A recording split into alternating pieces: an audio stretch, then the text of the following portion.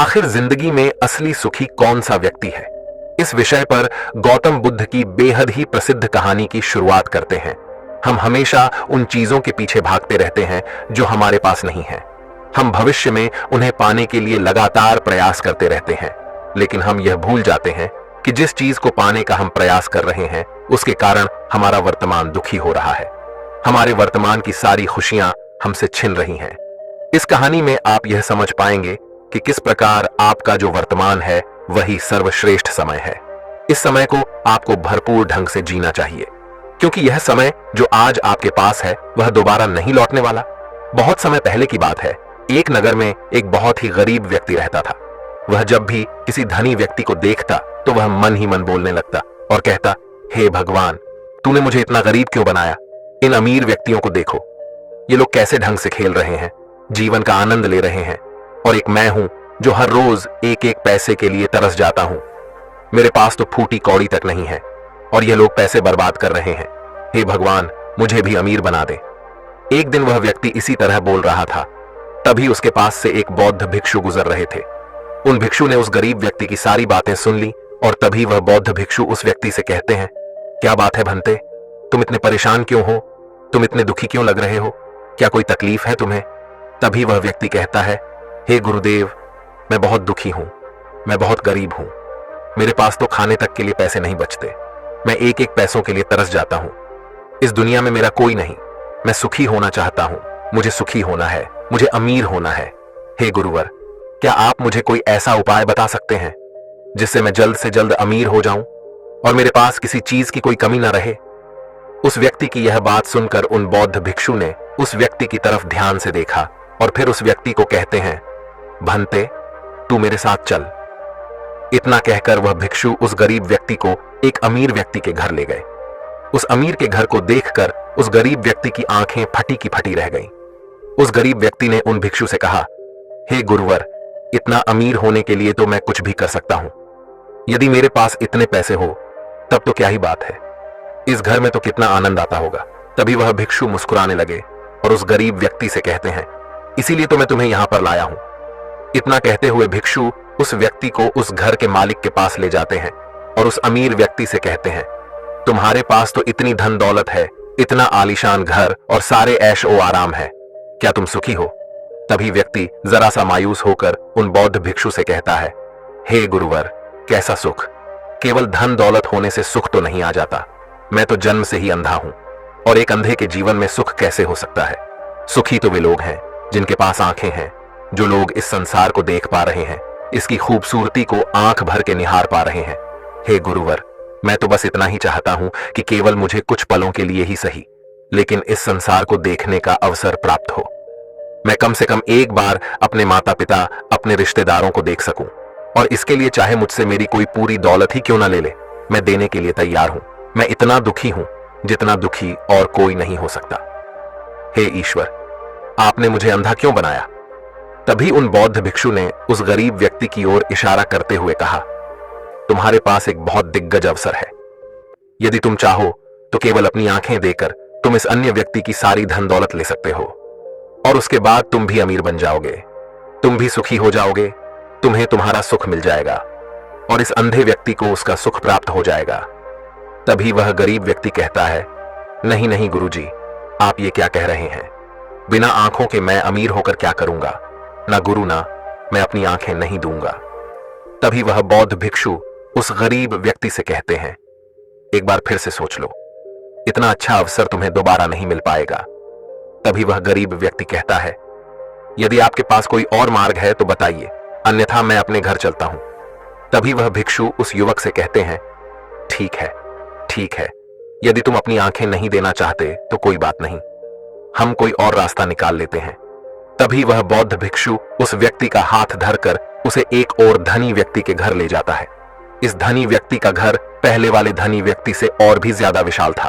यह देखकर वह गरीब व्यक्ति कहता है, अरे अरे, इतना आलीशान घर मैंने आज तक नहीं देखा था।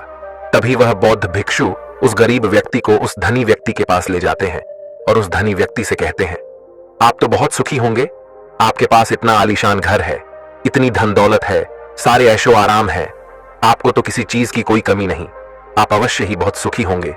तभी वह धनी व्यक्ति मायूस होकर उन बौद्ध भिक्षु से कहता है, आप यह कैसी बातें कर रहे हैं? आप तो जानते हैं कि मेरे दोनों हाथ काम नहीं करते, मैं अपाहिज हूं। यह जो इतनी धन दौलत आप देख रहे हैं, इन्हें देखकर भी मैं अपने हाथ वापस नहीं ला सकता। तो ऐसे में यह धन दौलत मेरे किस काम की? इससे तो अच्छा होता कि ईश्वर ने भला ही मुझे गरीब बनाया होता, लेकिन कम से कम मेरे दोनों हाथ मुझे सही दे देता। ना जाने भगवान ने मुझे क्यों अपाहिज बना दिया। जितना दुखी मैं हूं, उतना दुखी और कोई नहीं होगा। तभी एक बार फिर उन बौद्ध भिक्षु ने उस गरीब व्यक्ति की ओर इशारा करते हुए कहा, भंते, तुम्हारे पास एक और मौका है। यदि तुम चाहो तो अपने दोनों हाथ देकर इस अमीर व्यक्ति की सारी धन दौलत ले सकते हो। क्या कहते हो? क्या तुम तैयार हो? और अब की बार तो तुम्हें आंखें भी नहीं देनी होगी, तुम्हारी आंखें तुम्हारे साथ ही रहेंगी। तभी वह गरीब व्यक्ति उन बौद्ध भिक्षु से कहता है, अरे महाराज, आप ये क्या कह रहे हैं? एक अपाहिज होकर मैं इस धन दौलत का क्या करूंगा? क्या आपके पास कोई ऐसा अमीर व्यक्ति नहीं है जिसका पूरा शरीर भी स्वस्थ हो और उसके पास बेशुमार धन दौलत भी हो? तभी वह बौद्ध भिक्षु उस व्यक्ति का हाथ धर करके उसे तीसरे अमीर व्यक्ति के पास ले जाते हैं। उस अमीर व्यक्ति के पास उसका अपना महल था। यह देखकर वह गरीब व्यक्ति उन बौद्ध भिक्षु से कहता है, हे गुरुवर, ये तो अवश्य ही बहुत सुखी होगा। इसके पास तो इतना आलीशान महल है, इसके पास तो इतनी सारी धन दौलत है, ये अवश्य ही बहुत खुश रहते होंगे। इनका जीवन तो आनंद में होगा। तभी वह बौद्ध भिक्षु उस गरीब व्यक्ति को उस धनी व्यक्ति के पास ले जाते हैं और फिर उस धनी व्यक्ति से कहते हैं, आप तो अवश्य ही खुश रहते होंगे, क्योंकि आपके पास इतना आलीशान महल है, इतनी सारी धन दौलत है, आपके पास तो सारी सुख सुविधाएं भी हैं, आपका जीवन तो आनंद में बीतता होगा। इसके जवाब में वह अमीर व्यक्ति कहता है, हे गुरुवर, कैसा आनंद! मुझ जैसा दुखी इस दुनिया में और कोई नहीं होगा। मैं आज बहुत दर्द में हूं। मेरी पत्नी ने मुझे धोखा दे दिया है। वह किसी और से प्रेम करती है जो मुझसे भी अमीर है। आज मुझे समझ आया कि यह धन दौलत कभी किसी को सुख दुख नहीं दे सकती, और जब मन में दुख हो तो यह धन दौलत किस काम की? मुझसे सुखी तो वह गरीब इंसान होगा जिसकी पत्नी कम से कम उसके साथ तो है, वो उसके साथ वफादार तो है। आज मैंने तय कर लिया है कि मैं अपनी पत्नी और उसके प्रेमी की हत्या कर दूंगा। यह सुनकर वह भिक्षु उस अमीर व्यक्ति से कहते हैं, इससे पहले कि तुम ऐसा कदम उठाओ, कम से कम मुझे भोजन तो करवा दो। जाओ और भोजन की व्यवस्था करो, और साथ में कुछ कांच के टुकड़े भी ले आना। वह धनी व्यक्ति सभी साधु संतों का बहुत आदर करता था, इसलिए वह उन बौद्ध भिक्षुओं की बात मान जाता है। लेकिन वह यह नहीं समझ पाता कि आखिर उन बौद्ध भिक्षु ने खाने के साथ कांच के टुकड़े क्यों मंगवाए हैं। लेकिन जैसा कि उन बौद्ध भिक्षु ने कहा था, वह अमीर व्यक्ति उसी प्रकार खाने की व्यवस्था कर देता है। वह भोजन के साथ कुछ कांच के टुकड़े लेकर उन बौद्ध भिक्षु के पास पहुंचता है। तभी वह बौद्ध भिक्षु, वह गरीब व्यक्ति और वह धनी व्यक्ति तीनों एक साथ भोजन करने बैठते हैं, और उसी समय बौद्ध भिक्षु कुछ कांच के टुकड़े उठाकर उस अमीर व्यक्ति के भोजन में मिला देते हैं और उससे कहते हैं, लो, अब तुम इसे खा सकते हो। वह अमीर व्यक्ति अचंभित हो गया और उन बौद्ध भिक्षु से कहता है, हे गुरुवर, आप यह क्या कह रहे हैं? इस खाने में तो कांच के टुकड़े आपने मिलाए हैं। इस भोजन को मैं कैसे खा सकता हूं? यदि यह भोजन मैं करूंगा तो इससे मुझे बहुत तकलीफ होगी और हो सकता है कि मेरी मृत्यु भी हो जाए। तभी वह भिक्षु मुस्कुराने लगे और उस अमीर व्यक्ति से कहते हैं, तुम्हें यह बात तो समझ में आ गई, लेकिन तुम्हें यह बात नहीं समझ में आती कि अगर इस भोजन को खाना है तो इस भोजन के कांच के टुकड़ों को तुम्हें निकालकर अलग करना ही होगा। तभी यह भोजन तुम्हारे खाने योग्य बनेगा, और तब यह भोजन तुम्हें कोई तकलीफ नहीं देने वाला, बल्कि तुम्हें सुख ही प्रदान करेगा।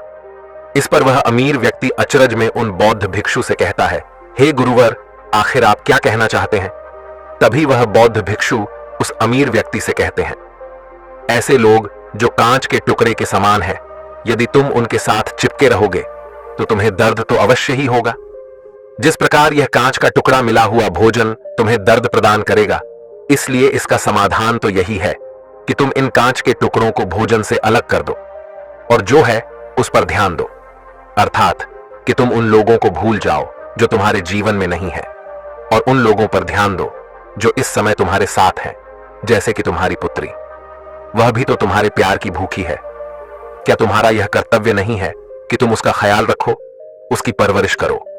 आगे भिक्षु उस अमीर व्यक्ति से कहते हैं, सुख तो तुम्हारे पास ही है, बस इन कांच के टुकड़ों को, अर्थात अपनी पत्नी और उसके प्रेमी की हत्या करने का यह विचार अपने मन से निकाल दो, अन्यथा यह कांच के टुकड़ों से मिला हुआ भोजन के समान ही होगा और इसका परिणाम भी बहुत भयानक होगा। वह भिक्षु इतना कहकर शांत हो गए और उस अमीर व्यक्ति को भी उन भिक्षु की बात समझ में आ गई। उन्होंने तुरंत ही उन बौद्ध भिक्षु के चरण छुए और वह अमीर व्यक्ति कहने लगा, हे गुरुवर, आपने मुझे पाप करने से बचा लिया है, मैं आपका बहुत बहुत आभारी हूं। उसके बाद वह भिक्षु उस गरीब व्यक्ति को लेकर आगे की ओर निकल जाता है। तभी रास्ते में वह गरीब व्यक्ति उन भिक्षु से कहता है, हे गुरुवर, क्या इस दुनिया में ऐसा कोई नहीं है जो सुखी हो? तभी वह भिक्षु उस गरीब व्यक्ति से कहते हैं, भंते, आखिर तुम सुखी क्यों नहीं हो? इस पर वह गरीब व्यक्ति कुछ देर के लिए सोच विचार करता है, लेकिन उसके पास कोई जवाब नहीं होता। तभी वह भिक्षु उस गरीब व्यक्ति से कहते हैं, क्योंकि तुम्हें वह चाहिए जो तुम्हारे पास नहीं है। तुम्हारे पास धन नहीं है और तुम्हें धन चाहिए। तुम अमीर होना चाहते हो। तुम्हें लगता है कि वह तुम्हें सुख देगा, लेकिन तुम इस वास्तविकता को भी भूल रहे हो कि बाद में तुम्हें दुख भी वही देगा। जैसे कि जब हम पहले एक अमीर व्यक्ति के पास पहुंचे थे तो उसके पास आंखें नहीं थीं। उसके पास जो नहीं था वह उसके लिए बिलक रहा था, जबकि उसके पास तो बेशुमार धन दौलत थी और उसका पूरा शरीर भी पूरी तरह से स्वस्थ था, लेकिन उसका ध्यान उस पर नहीं था। वह उसे छोड़कर उन चीजों के पीछे भाग रहा था जो उसके पास नहीं थी। इसी तरह से दूसरे अमीर व्यक्ति के पास आंखें थीं, धन दौलत भी थी, लेकिन हाथ नहीं थे। इसी प्रकार जो चीज उसके पास थी वह उसका आनंद नहीं ले रहा था, बल्कि वह तो इस दुख में था कि उसके पास उसके हाथ नहीं है। और ठीक इसी प्रकार से तीसरा अमीर व्यक्ति भी दुखी था, क्योंकि उसके पास तो धन दौलत भी थी, ऐशो आराम भी था और उसके पास तो उसका पूरा शरीर भी था। वह पूरी तरह से स्वस्थ और तंदुरुस्त भी था, लेकिन फिर भी वह दर्द में था, क्योंकि उसे उसकी पत्नी ने धोखा दे दिया था, जो उसकी कभी हो ही नहीं सकती थी। जो स्त्री केवल धन के लिए किसी और के साथ भाग जाए, क्या वह उसका साथ कभी दे सकती थी? नहीं। लेकिन उस अमीर व्यक्ति के पास जो था, अर्थात उसकी पुत्री, वह उसके बारे में सोच ही नहीं रहा था। आगे वह भिक्षु उस गरीब व्यक्ति से कहते हैं, अमीर गरीब होने से दुख और सुख का कोई मतलब नहीं होता। अमीर हो या गरीब, हमारे दुखी होने का एकमात्र कारण यही होता है कि हम हमेशा उन चीजों के पीछे भागते रहते हैं जो हमारे पास है ही नहीं, और जो वर्तमान में हमारे पास है हम उस पर ध्यान ही नहीं देते और ना ही उसका आनंद ले पाते हैं। हम तो केवल भविष्य में घूमते रहते हैं, भूतकाल में अटके रह जाते हैं, और यह सारी गलतियां हम वर्तमान की जमीन पर करते हैं। और यही कारण है कि तुम कभी आनंदित हो ही नहीं पाते, तुम कभी खुश नहीं रह पाते, क्योंकि जो आनंद का समय है, अर्थात वर्तमान का समय है, वह तो यूं ही नष्ट हो जाता है।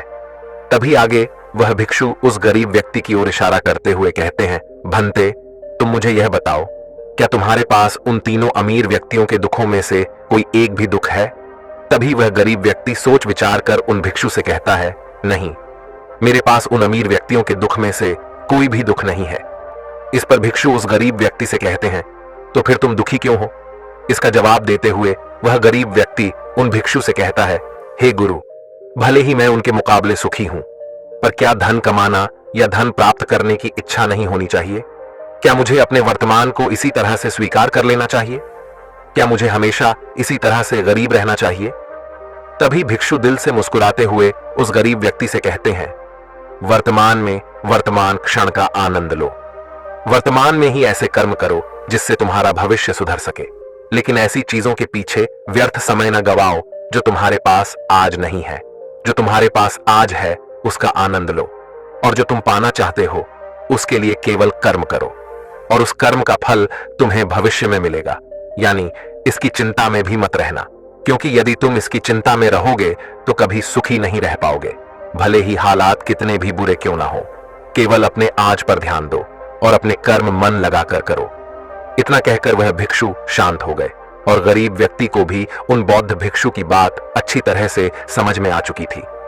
वह यह समझ चुका था कि अब से उसे अपने वर्तमान पर ध्यान देना है, उसे अपने वर्तमान को सुधारना है। उसके बाद उस गरीब व्यक्ति ने उन बौद्ध भिक्षु को प्रणाम किया और वापस अपने घर लौट गया। अब से वह गरीब व्यक्ति यह सोचकर हमेशा खुश रहने लगा कि कम से कम वह उन तीन अमीर व्यक्तियों से अधिक खुश है। उसके पास अधिक खुशियों की वजह है। हाँ, यह बात और है कि उसके पास धन नहीं है, लेकिन उसके पास ऐसी चीजें हैं जो धन से कहीं ज्यादा कीमती हैं, और वह है उसका पूरा शरीर जो पूरी तरह से स्वस्थ है। दोस्तों, मैं उम्मीद करता हूं कि यह कहानी सुनने से आपके जीवन में अच्छे बदलाव आए होंगे। आपको इस वीडियो से क्या सीखने मिला, यह कमेंट करके जरूर बताइए और अपने परिवार, दोस्तों या आपके करीबी इंसान के साथ यह कहानी शेयर करके उन्हें भी इस ज्ञान से परिचित करवाएं। बाकी अगर आपको यह वीडियो दिल से अच्छी लगी हो तभी इस वीडियो को लाइक कर देना और आपने अब तक इस चैनल को सब्सक्राइब ना किया हो तो चैनल को सब्सक्राइब भी जरूर कर देना। आपका हर दिन शुभ हो और खुशियों से आपका जीवन भरा रहे। धन्यवाद। नमो बुद्धाय। चलिए बढ़ते हैं दूसरी कहानी की तरफ। इस कहानी में एक अजीब सा रहस्य बताया गया है जिससे आप अपने अवचेतन मन की शक्ति को इस्तेमाल करके जिंदगी की कठिन से कठिन सफलता आसानी से प्राप्त कर सकते हैं। कैसे अपने अवचेतन मन की शक्ति को इस्तेमाल करना है, इसकी विधि क्या है, इस विषय पर हम आज एक अद्भुत कहानी आपको सुनाएंगे। दोस्तों, हमारा जो चेतन मन होता है उससे करीब 9 गुना अधिक ताकतवर हमारा अचेतन मन होता है। अगर 1 गुना ताकत हमारे चेतन मन के पास है तो इसका अर्थ यह हुआ कि उससे 9 गुना अधिक ताकत हमारे अवचेतन मन के पास है, क्योंकि अवचेतन मन ही हमारे पूरे शरीर को नियंत्रित करता है। चेतन मन हमारे दिमाग का एक हिस्सा है जो हमारे विचारों और भावनाओं से प्रेरित होता है और हमारा चेतन मन ही तर्क वितर्क करने में हमारी मदद करता है। लेकिन दूसरी तरफ हमारा अवचेतन मन यह तर्क वितर्क नहीं करता, यह उस जानकारी को ग्रहण कर लेता है जो इसे चेतन मन देता है। इसीलिए जैसा हम अपने अवचेतन मन में सोचते हैं वैसे ही हम बनते चले जाते हैं। क्या आपने कभी इन बातों पर विचार किया है कि कोई व्यक्ति दुखी क्यों है और वहीं पर दूसरा व्यक्ति इतना सुखी क्यों है? एक व्यक्ति सुख और समृद्धि से भरा हुआ है, वहीं पर दूसरा व्यक्ति इतना गरीब और दुखी क्यों है? एक व्यक्ति भयभीत है जबकि दूसरा व्यक्ति आस्था और विश्वास से भरा हुआ है। एक व्यक्ति आलीशान महलों में रहता है, वहीं पर दूसरा व्यक्ति गरीब और टूटी फूटी कुटिया में रहता है। कोई बहुत सफल है तो कोई असफल। कोई व्यक्ति जरा सी मेहनत करके सफलता प्राप्त कर लेता है और वहीं पर कोई दूसरा व्यक्ति जीवन भर मेहनत करने के बाद भी असफल ही रह जाता है। तो आखिर इन सब चीजों का कारण क्या है? क्या आपने कभी इन पर विचार करने की कोशिश की है? हमारे जीवन में जो भी अच्छा है वह हमारे चेतन मन पर निर्भर करता है। अर्थात यदि आप अपने चेतन मन में यह बात भरेंगे कि मेरे साथ जो कुछ भी होगा वह अच्छा होगा, मेरे साथ जो कुछ भी हो रहा है वह अच्छा हो रहा है और मैं एक दिन कामयाब जरूर बनूंगा, तो आप अवश्य ही अपने जीवन में कामयाब बन जाएंगे। वहीं पर यदि आप अपने अवचेतन मन में बुरी बुरी बातें रखेंगे अर्थात नकारात्मक बातें कहेंगे तो आपके जीवन में केवल नकारात्मकता ही भर जाएगी और आपके साथ कुछ भी अच्छा नहीं होगा। आप जहां जाएंगे वहां पर आपके हाथ केवल असफलता ही लगेगी। आप हमेशा निराश और परेशान ही रहेंगे, लेकिन उनका हल आपको कभी नहीं मिल पाएगा। इसलिए यदि आप भी अपने मन को अच्छी तरह से जानना चाहते हैं, वह सेवा काम करवाना चाहते हैं, जो आप चाहते हैं उसे अपने नियंत्रण में रखना चाहते हैं, तो इस कहानी को अंत तक जरूर देखिएगा, क्योंकि इस वीडियो में आपको ऐसी महत्वपूर्ण जानकारियां मिलेगी जिसकी मदद से आप अपना जीवन अच्छे से जी सकते हैं। आप जो चाहे उसे हासिल कर सकते हैं। आप जिस भी लक्ष्य को प्राप्त करना चाहते हैं उसे आप प्राप्त कर सकते हैं। आज की इस कहानी में हम यह जानने वाले हैं कि आखिर चेतन मन और अवचेतन मन में मुख्य अंतर क्या है और वह किस तरह से काम करता है, और हम अपने अचेतन मन में अच्छी बातें किस प्रकार से भर सकते हैं जिससे हमारा जीवन परिवर्तित हो सके, हम सफलता की ओर आगे बढ़ सके। बहुत समय पहले की बात है। एक नगर में एक बहुत ही प्रसिद्ध गुरु रहा करते थे। उनकी ख्याति दूर दूर तक फैली हुई थी। उनके आश्रम में उनके कई शिष्य भी थे। एक दिन संध्या के वक्त वह गुरुवर अपने सभी शिष्यों को बुलाकर उन्हें उपदेश दे रहे थे। वे कह रहे थे, शिष्यों, हमारा मस्तिष्क 2 भागों में विभाजित है, चेतन मन और अवचेतन मन। चेतन मन हमारे मस्तिष्क का पहरेदार है, वहीं पर अवचेतन मन हमारा मालिक है। उन गुरु की आवाज सुनकर एक शिष्य ने कहा, है गुरुदेव, आप क्या कहना चाहते हैं? आप कहीं यह तो नहीं कह रहे कि हमारे भीतर कोई और है जो हमें चला रहा है, जो हमारी सारी क्रियाओं पर नजर रखे हुए हैं? इस पर गुरुवर उस शिष्य को मुस्कुराते हुए कहते हैं, भंते, मैं तुम्हें एक छोटी सी कहानी सुनाता हूं। इस कहानी में तुम्हें तुम्हारे सवालों का जवाब मिल जाएगा। इस कहानी को ध्यानपूर्वक सुनना और इसे समझने का प्रयास करना। आगे गुरुवर कहानी बताते हुए कहते हैं, बहुत समय पहले की बात है। एक नगर में एक बहुत ही धनी सेठ रहा करता था और उसकी एक आलीशान हवेली भी थी। उसकी हवेली के द्वार पर हमेशा एक पहरेदार तैनात रहता था और हवेली में जब भी कोई उपद्रव होता, कोई शोर शराबा होता, तो उसकी आवाज चारों ओर गूंजने लगती और उस आवाज को सुनकर आसपास के लोग भी उस महल के पास आते और उस पहरेदार को खूब समझाने की कोशिश करते और कहते, देखो, तुम्हारी हवेली से बहुत सारी आवाजें आती हैं जिससे हमारे घर की शांति भंग हो जाती है। कृपया करके इन आवाजों को बंद करो। आखिर इस शोर शराबे में क्या रखा हुआ है? इस तरह से हल्ला करके तुम अपना जीवन कैसे शांति से बिता सकते हो? इस पर वह पहरेदार जवाब देते हुए कहता है, देखो भाई, मैं जानता हूं कि शोर करना बुरी बात है, लेकिन मैं क्या करूं? मैं भी इससे बहुत परेशान हूं। जो भी आवाजें होती हैं वह हवेली में होती है, इससे मेरी भी शांति भंग होती है। लेकिन आप मुझे क्यों समझा रहे हैं? इसका कारण मैं तो नहीं, इसका कारण तो मेरा मालिक है। आप उसे जाकर समझाइए। यह बात सुनकर लोग भी यह बात समझ जाते हैं कि बात तो सही है। आखिर इसमें इस पहरेदार की क्या गलती है? यह तो केवल अपना काम कर रहा है। गलती तो मालिक ही है। वह उपद्रव करता है, वह शोर शराबे करता है, और जब भी उसे यह सब करने का मन होता है तो वह हवेली के बाहर आता है और उपद्रव करके वह वापस हवेली में जाकर बैठ जाता है। और जिन लोगों को भी उस हवेली के मालिक से तकलीफ होती है, जिनकी भी शांति भंग होती है, वे सभी आकर उस पहरेदार को ही समझाने का प्रयास करते हैं। वह उसे खूब सुनाते हैं, लेकिन क्या इससे यह समस्या सुलझेगी? इस प्रश्न के साथ गुरुवर अपने शिष्य से कहते हैं, तुम ही बताओ, इसका क्या समाधान है? इस पर वे शिष्य गुरु के इस प्रश्न का जवाब देते हुए कहता है गुरुवर, जिन्हें भी उन हवेली के मालिक से तकलीफ है जो शोर शराबे करता है और लोगों की शांति भंग कर देता है, उन सभी को उनसे बात करनी चाहिए, तभी तो इसका समाधान निकलेगा। भला पहरेदार की इसमें क्या गलती है? वह तो केवल अपना काम कर रहा है, और वह उससे ज्यादा कर भी क्या सकता है? उसके हाथों में तो और कुछ भी नहीं है। इस पर वह गुरुवर मुस्कुराते हुए अपने उस शिष्य से कहते हैं, भंते, ठीक इसी तरह से हमारा मन भी होता है। हमारा चेतन मन मनुष्य का पहरेदार होता है, और पहरेदार को यह अच्छी तरह से पता है कि क्रोध करना बुरी बात है, बुरे शब्दों का इस्तेमाल करना बुरी बात है, अश्लील ख्यालों में खोए रहना बुरी बात है। अर्थात हमारे चेतन मन को यह बात बहुत अच्छी तरह से पता है कि गुस्सा करना, आलस करना, काम वासना जैसे विचार गलत है। यह सभी विकार हमारे भीतर नकारात्मक विचार उत्पन्न करते हैं, जिससे हमारा विनाश होता है। लेकिन वह कर भी क्या सकता है?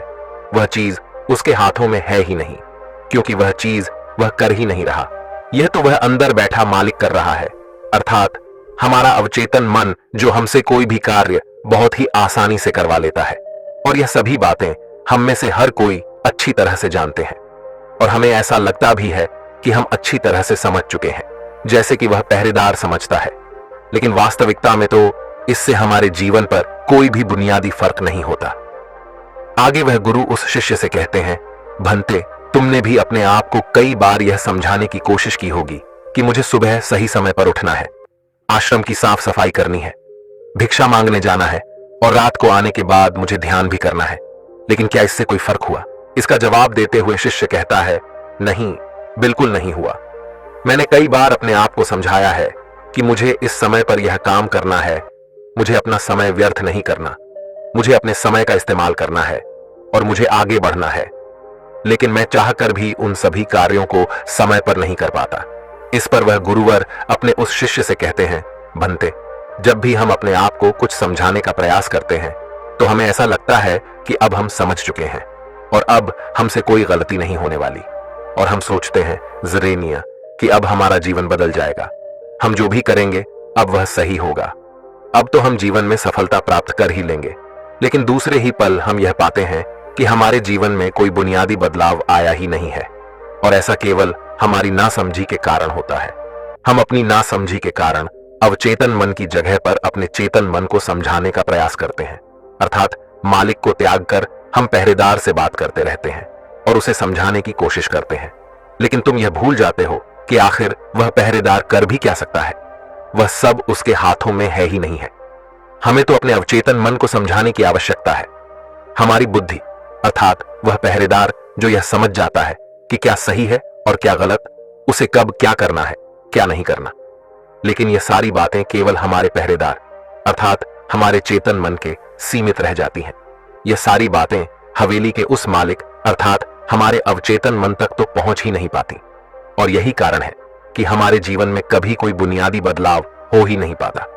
ठीक उसी प्रकार जैसे कि यदि आपसे कोई कहता है कि पौधे में पानी भरोगे तो वह पौधा एक दिन वृक्ष होगा और फिर उसमें फल आएंगे और आप उस बात को मान लेते हैं और उस पौधे में पानी भी देते हो, लेकिन आप पौधे की पत्तियों पर पानी देते हो और सोचते हो कि इसमें फल आएंगे। लेकिन जरा एक बार के लिए यह सोचिए, अगर पत्तियों में पानी दोगे तो उसमें फूल और फल कैसे आएंगे? हमें तो उस पौधे की जड़ में पानी देने की आवश्यकता है, लेकिन हम में से अधिकांश लोग केवल पत्तियों पर ही पानी छिड़क कर अपने आप को बहुत भाग्यशाली समझने लगते हैं। लेकिन वे यह भूल जाते हैं कि जो जो पानी वह पत्तियों पर दे रहे हैं, वह पानी पेड़ की गहराइयों में तो जा ही नहीं पा रहा। तो ऐसे में उस पौधे पर फल कैसे लगेंगी? ठीक इसी प्रकार हम भी अपने मन के साथ करते हैं, और यही कारण है कि हम अपने जीवन में जो भी चाहते हैं वह हमें नहीं मिल पाता। हम अपने जीवन में फल चाहते हैं, लेकिन वह हमें नहीं मिल पाता। इस पर शिष्य उन गुरुवर से कहता है गुरुवर, तो फिर हमें क्या करना चाहिए? क्या ऐसा कोई उपाय है जिससे हम अपने चेतन मन की सारी बातें अपने अवचेतन मन तक पहुंचा सकें? ऐसी कोई प्रक्रिया है जिसमें हम अपने संदेश को अपने चेतन मन तक पहुंचा सके? इस पर वह गुरुवर शिष्य से कहते हैं, भंते, यदि तुमने अपने संदेश को चेतन मन तक पहुंचा दिया, तब तुम जो चाहोगे वह इच्छा प्राप्त कर सकते हो। तुम जैसा चाहो उस लक्ष्य को प्राप्त कर सकते हो, क्योंकि हमारा अवचेतन मन हमारे चेतन मन से 9 गुना अधिक शक्तिशाली होता है। आपने कभी ना कभी यह देखा ही होगा कि एक मनोवैज्ञानिक जब किसी के मन के गुप्त राज को जानने की कोशिश करता है, तब वह मनोवैज्ञानिक जब उसके मन की बात को बाहर निकलवाना चाहता है, उसके अतीत में जो भी घटना घटी है उसमें साफ साफ रूप से प्रवेश करना चाहता है, तो इसके लिए वह हाइप्नोसिस का उपयोग करते हैं। और आप में से अधिकांश लोगों ने इस प्रक्रिया को देखा ही होगा। इस प्रक्रिया का प्रयोग करके मन की सारी सूचनाएं अपने आप ही बाहर निकलती हैं। इस प्रकार किसी के भी मन को काबू में करके हम उससे जो चाहे वह कार्य करवा सकते हैं। हाँ, अब आपके मन में यह भी प्रश्न उठ रहा होगा कि शायद वह सभी हमारे अवचेतन मन की चाल को समझते हैं, वह इसे अच्छी तरह से जानते हैं कि उसे किस तरह से अपने काबू में किया जाता है। तो इसका जवाब बहुत ही सीधा और सरल है, और इसका जवाब है हाँ, क्योंकि उन्होंने इसके ऊपर कई बार प्रयोग किया है और वह इसमें इतने निपुण हो जाते हैं कि वह किसी भी दूसरे मन पर अपना काबू कर सकते हैं। और अगर आप भी अपने अवचेतन मन की बात को समझते हैं, अपने मन की चाल को समझते हैं, तो आप भी अपने ही नहीं बल्कि किसी दूसरे के मन को भी वश में कर सकते हैं। आगे गुरुवर अपने उस शिष्य से कहते हैं, भंते, अपने अचेतन मन तक संदेश पहुंचाने के लिए आपको अपने चेतन मन को शांत करना होगा, उसे सुलाना होगा। और ऐसा इसलिए क्योंकि हमारा चेतन मन तर्क वितर्क करने में माहिर है। वह एक पहरेदार है, वह हमारी रक्षा के लिए हमेशा तैनात रहता है। इसीलिए जब भी तुम अपना कोई संदेश उस चेतन मन तक पहुंचाने की कोशिश करोगे जरेनिया, तो वह तुमसे तर्क वितर्क जरूर करेगा और हमें अपनी बात अपने मालिक तक पहुंचाने की इजाजत तक नहीं देगा। जब तक कि हम अपनी बात अपने चेतन मन को अच्छी तरह से समझा नहीं देते या उसे शांत नहीं कर देते, तब तक वह हमें उस हवेली में घुसने नहीं देगा। क्योंकि हमारी सामान्य बुद्धि अर्थात हमारा चेतन मन तर्क वितर्क करने में माहिर होता है, और यही कारण है कि हम में से अधिकांश लोग अपने अचेतन मन तक एक साफ और स्पष्ट संदेश पहुंचा ही नहीं पाते। और इसी कारण हम अपने अचेतन मन को भी अच्छी तरह से समझ नहीं पाते। और हमारा अचेतन मन तर्क वितर्क नहीं करता, उसे तो केवल साफ और स्पष्ट संदेश चाहिए जिस पर वह कार्य कर सके। और उस तक हम साफ और स्पष्ट संदेश तभी पहुंचा सकते हैं जब हमारा मन पूरी तरह से शांत रहेगा, जब हमारे मन में और कोई विचार नहीं होंगे। और यही कारण है कि जब एक मनोवैज्ञानिक किसी के मन पर प्रयोग करता है, उसके मन को काबू करने की कोशिश करता है, उससे मनचाही बात निकलवाने की कोशिश करता है, तो सबसे पहले वह उसके चेतन मन को ही सुलाते हैं। आपने कहीं ना कहीं यह तो देखा ही होगा कि उनके सामने एक पेंडुलम जैसी चीज उनकी आंखों के सामने रख दी जाती है और उसे घुमाया जाता है, जिसे लगातार देखने के बाद वह व्यक्ति पूरी तरह से निद्रा में चला जाता है और इस कारण उसका चेतन मन पूरी तरह से शांत हो जाता है। और जब उसका पहरेदार पूरी तरह से सो जाता है और उसके पास तर्क वितर्क करने के लिए कोई नहीं बचता, तब वह वैज्ञानिक आसानी से उस हवेली में जाता है और उस मालिक से जी भर के बातें करता है। जो बातें वह चाहता है वह बातें वह उससे निकलवा देता है।